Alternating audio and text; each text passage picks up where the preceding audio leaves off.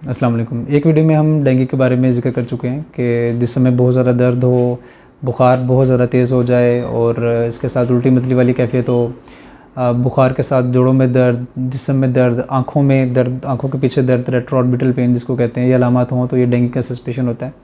इसके लिए ख़ास टेस्ट हैं जिसका हम पहले भी ज़िक्र कर चुके हैं कि सीबीसी टेस्ट करवाया जाता है, प्लेटलेट्स वगैरह लो हों तो डेंगू NS1 और डेंगू सीरोलॉजी जो है वो करवाई जाती है। IgM IgG टेस्ट उसमें होता है। तो अपने डॉक्टर से रिव्यू करें और जो भी एडवाइस करते हैं उसकी बेस पे आप जो है वो एडमिट हों।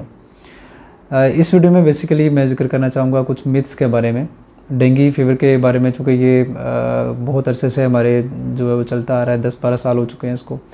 तो हर साल जो है उसके केसेस जो हैं इस टाइम पे बढ़ जाते हैं सितंबर के अराउंड, तो इसको टैकल करना बहुत ज़रूरी है।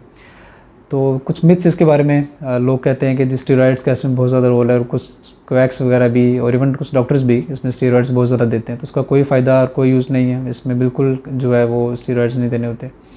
और बुखार हो तो सिंपल पैनाडोल, पैरासीटामोल जिसमें होता है वो दिया जाता है और इसी से बुखार सेटल जो है वो हो जाता है। अगर ना हो तो पट्टियाँ करें। इसके अलावा कोई और NSAIDs जो कैटेगरी है जिसमें डिक्लोफेनिक, एसिक्लोफेनिक वगैरह आता है, नेप्रोक्सिन की चीज़ें आती हैं, तो ये ब्रोफिन वगैरह आता है, ये चीज़ें बिल्कुल नहीं देनी होती क्योंकि ये मज़ीद प्लेटलेट्स को भी लो करती हैं और हमारी जो मैदा है उसको भी ख़राब करती हैं, ब्लीडिंग के चांसेस हो जाते हैं। तो इन चीज़ों से बिल्कुल अवॉइड करना होता है। पेन के लिए सिर्फ पैरासीटामोल सेफ़ है और कोई चीज़ नहीं लेनी होती। फिर एक जो है ज़िक्र ये आता है कि पपीते का इस्तेमाल बहुत ज़्यादा करते हैं। ये भी शुरू से ही चलता आ रहा है कि पपीते का जूस, पपीते के बीज और पपीते के छिलके को पीस के उसका जूस बना के और छिलकों से जो है वो इलाज किया जाता है। इसका कोई साइंटिफिक या कोई रिसर्च प्रूवन बेनिफिट नहीं है।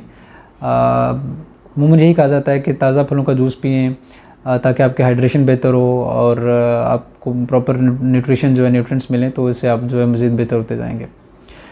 फिर इसके अलावा एक चीज़ जो कि कुछ लोग हॉस्पिटल में जाते हैं, उनके प्लेटलेट्स 50, 30 या इवन 10,000 तक भी चले जाते हैं और लेकिन ब्लीडिंग वगैरह नहीं होती, तो उसमें प्लेटलेट्स में ब्लड लगाने की बिल्कुल ज़रूरत नहीं है, बिल्कुल भी ज़रूरत नहीं है। कुछ लोग डिमांड करते हैं कि हमारे प्लेटलेट्स गिर चुके हैं तो इस पर हमें ब्लड लगा दें।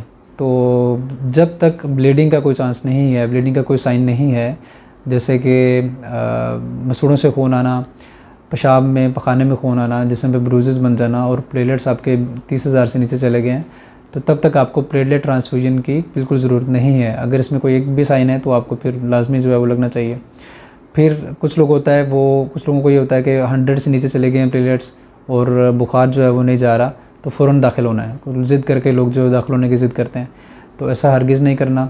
डेंगू के एडमिशन के लिए जो सेटअप्स बने होते हैं उसमें मॉस्किटो नेट में लोग जो है वो लेटे होते हैं ताकि जो इन्फेक्टेड पर्सन है उनको मच्छर काट के दूसरे जो नॉर्मल लोग हैं उनको ना काटें और ये मसला जो है वो बढ़ता ना जाए बाकी लोग पॉपुलेशन में भी।